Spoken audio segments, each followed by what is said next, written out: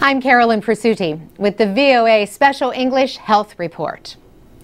In the early 1950s, researchers found that people scored lower on intelligence tests if they spoke more than one language.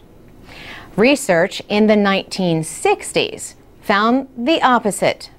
So, which is it? Researchers presented their newest studies in February at a meeting of the American Association for the Advancement of Science. The latest evidence shows that being bilingual does not necessarily make people smarter. But researcher Ellen Biastock says it probably does make you better at certain skills. She says, imagine driving down the highway. There are many things that could capture your attention, and you really need to be able to monitor all of them. Why would bilingualism make you any better at that? And the answer, she says, is that bilingual people are often better at controlling their attention, a function called the executive control system.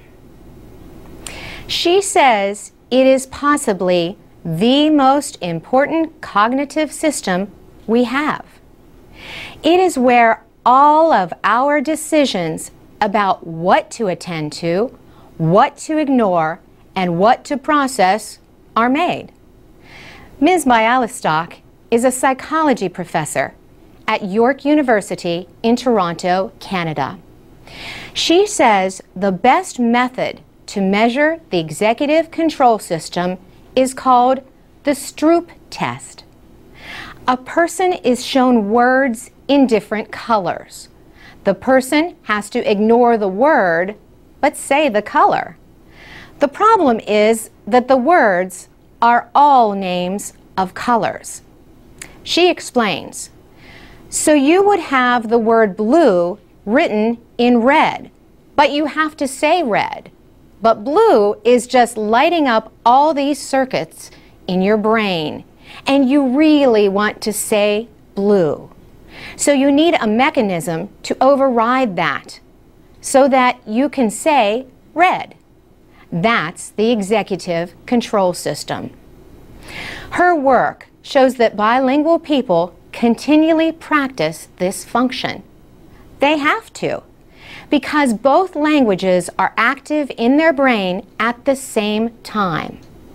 They need to suppress one to be able to speak in the other. This mental exercise might help in other ways too. Researchers say bilingual children are better able to separate a word from its meaning and more likely to have friends from different cultures. Bilingual adults are often 4 to 5 years later than others in developing dementia or Alzheimer's disease. Foreign language study has increased in the United States, but linguist Allison Mackey at Georgetown University in Washington, D.C., points out that English-speaking countries are still far behind the rest of the world. For VOA Special English, I'm Carolyn Prasuti.